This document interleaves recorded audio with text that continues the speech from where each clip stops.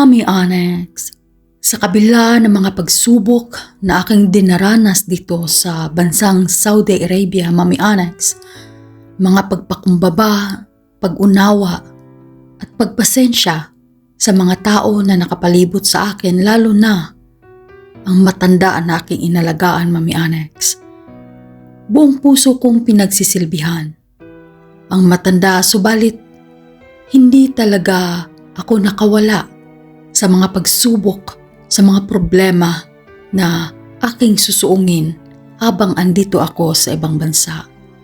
At this time, Mommy Annex, hindi ko alam kung malalampasan ko pa ang pagsubok na ito na aking dinaranas sa panahon na iyon. Kaya,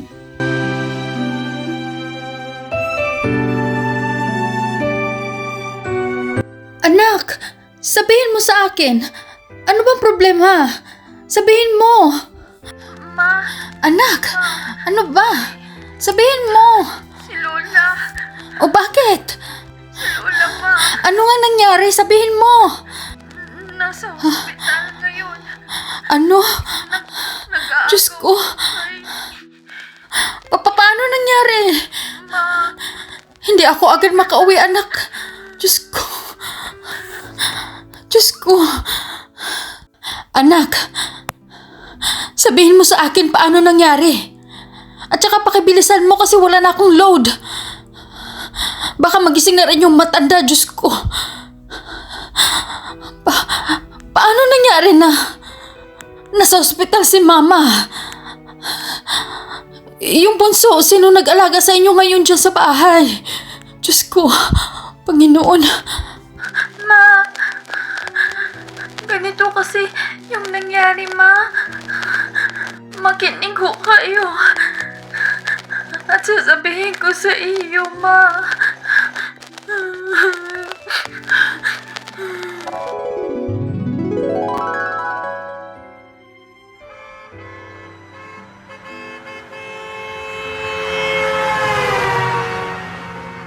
Ay, por Diyos, por Santo naman yung nagdadrive ng series bus na yon.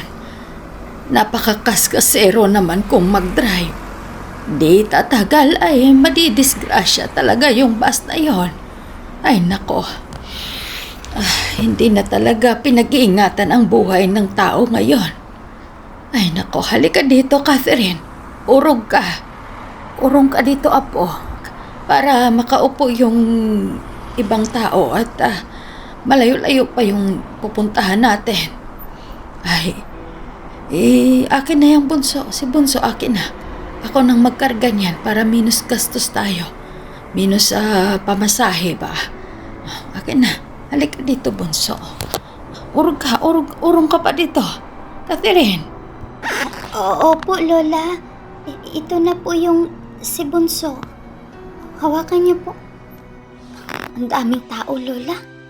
Ang sikip-sikip dito sa jeep na ito. Dapat nag-bus na lang tayo. Ay, Catherine. Mas mainam nang mag-jeep tayo. Menos gastos sa pamasahe. 3 tayo. Buti na lang at ilagay ko lang dito sa aking kandungan si Bunso. Ikaw, usog ka sa akin para yung iba makaupo din. Naintindihan mo? Sige na. Ay, Opo, Lola. Sibugan lang natin kamay. Meron pang papasok. Sige, isa na lang. Oops!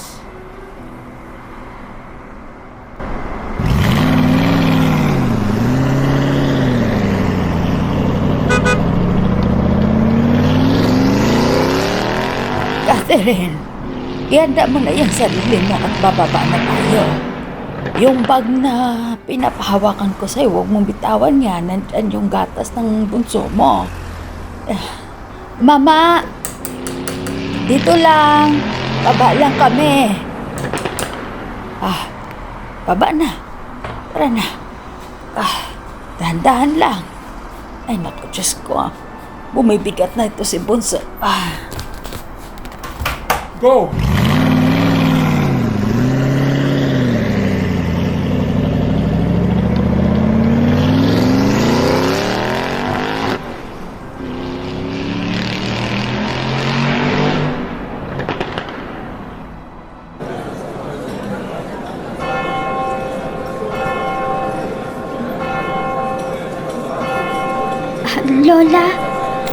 tamang-tama.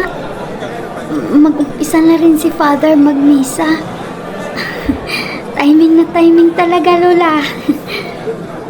Oo nga. At makapag-umpisa tayo. Hawakan mo muna si Bunso. Dahil may kukunin lang ako dito sa bag ko. Akin na ho. Balik ka muna dito, Bunso. Natutulog pala si Bunso, Lola. Ay, oo. Ay, napagod siguro. Oh, dahan-dahan lang. Teka, sandali. May kukunin lang ako dito sa bag ko. Ay, Mama, bakit nakatutok sa akin yung kutsilyo mo? Anong ibig sabihin yan? Akin na yung bag mo. Eh, bakit ko namang ibibigay sa'yo? Baliw ka ba? Akin na sabi. Akin na. Akin na. Bitiwan mo. Bitiwan mo. Eh, hindi pwede. Akin ang bag na to. Sa akin to. Bakit ko bibigay sa'yo? Tulong! Tulong! Ayaw mong ibigay? O ito sa'yo.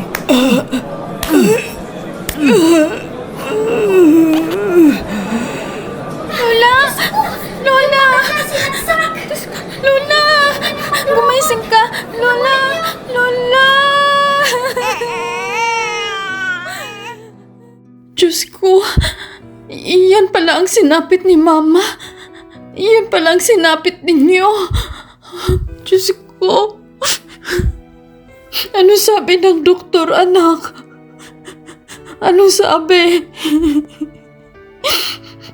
Mama, ang sabi ng doktor, maliit daw na chance na makasurvive si Lola.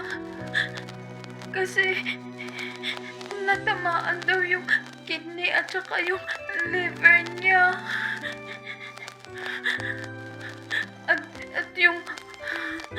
At yung lalamunan niya. May sugat din na kutsilyo. Kaya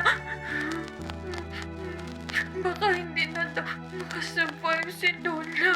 Pero gagawin daw nila ang lahat. Uwi ka na, Ma. Uwi ka na. Anak, hindi ganun kadali ang umuwi. Pero subukan kong magpaalam. Kakausapin ko na lang yung kapitbahay natin. Habang wala ako, sila muna ang titingin sa inyo, ha? Anak. Diyos ko.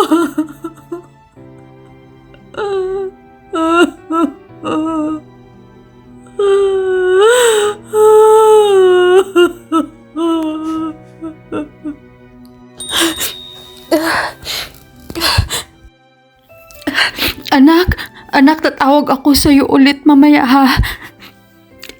Nagring na yung bell ng matanda. Kailangan ko na siyang puntahan sa kwarto niya. Anak, mag-ingat kayo, ha? I love you, anak. Sige lang, tatawag ako sa iyo ulit. Bye-bye, anak.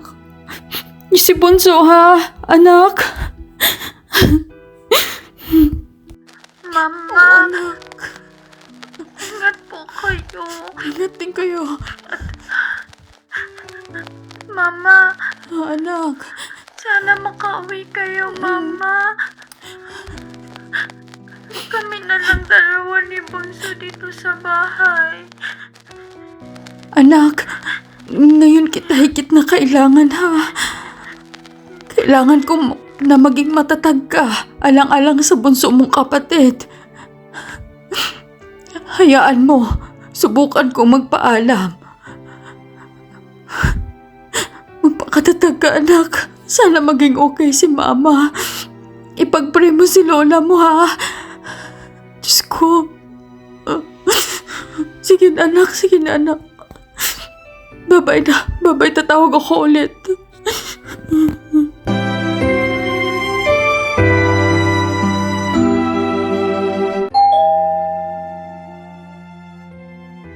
May nag-doorbell. Sana si Sir Abot yan. puntahan ko muna at buksan ko yung pinto.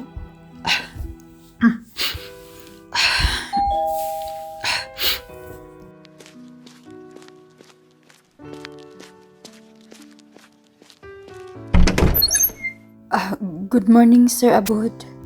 Good morning, Maria. How is my mother? Is she okay? Yes, Sir Abud. Your mother is okay. I just finished giving her food and giving her medicine. Now she is resting inside her room. How about you? Are you okay? You look sad. Is everything okay? What's happening? Are you okay? Sir? Tell me, Maria. I'm worried. Your eyes look swollen. Did you cry? Why your face like that? You're so sad. Is everything okay? Did you call your family in Philippines? Is your family okay? What's the problem? Tell me, Maria. If everything happened, tell me. Maybe I can help you. Your face is very, very sad. What's wrong? Tell me, Maria. Come. Let's sit down, Maria. Tell me. What's your problem? Come here. Come. Sit down on the sofa. Come here. Sit down. Now tell me, what's your problem? Sir Abud, my mother is in the hospital right now. And I don't know if she can survive. And my two children is alone inside the home. Nobody look after them. I want to go home.